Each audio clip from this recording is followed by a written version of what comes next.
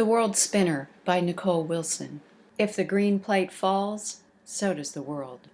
The spinner watches as the lime-colored plate turns on the slender, flexible wooden stalk he built into his table. Whenever it looks like it might topple, he moves the stalk in small circles until the plate spins smoothly again.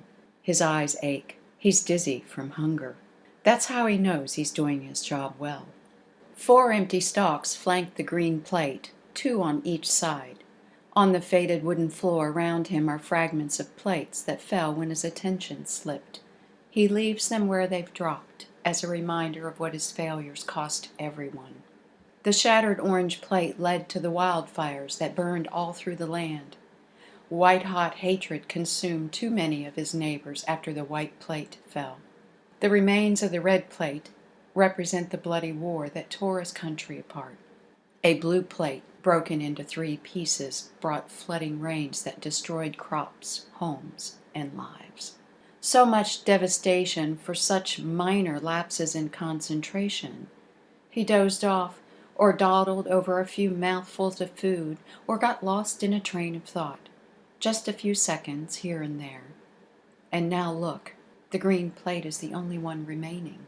His stomach churns with hunger and his eyes burn. He smells nothing but himself. Washing is a luxury he indulges in only on occasion, and very briskly. Every afternoon the woman from down the road visits the spinner with the same sense of obligation he shows towards his one remaining plate. Was she his student once, the daughter of a student?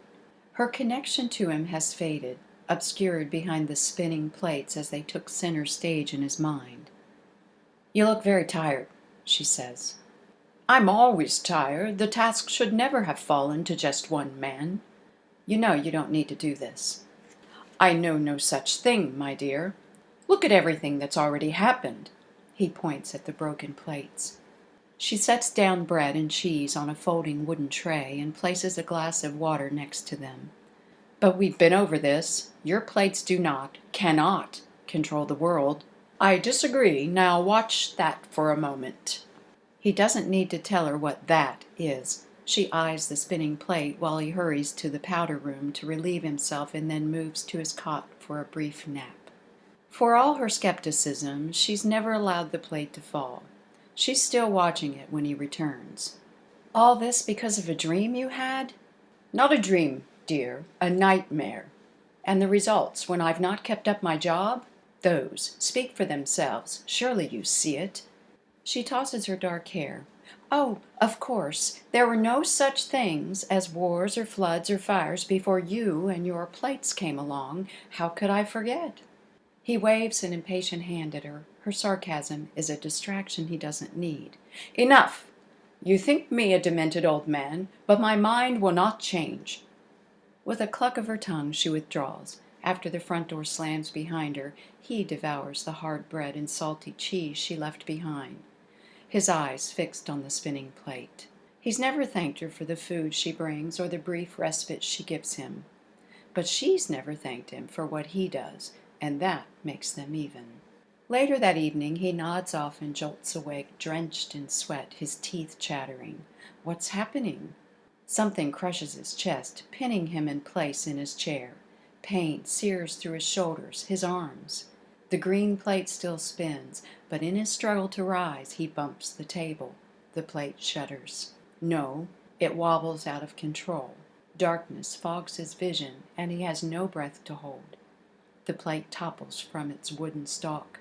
It hits the floor, but he can no longer hear to know if it breaks. The next afternoon, the woman from down the road finds him cold and gray in his chair. Remorse sits in her chest like a stone. "I should have tried harder to stop all this, to get you to live your life. I'm sorry," she tells the corpse. His green plate lies unbroken on the dusty floor. She brushes it off and places it in the basket next to the meal he will never eat. She couldn't tell you why she does this, but it feels important. Keeping it safe is the last thing she can do for the poor fellow.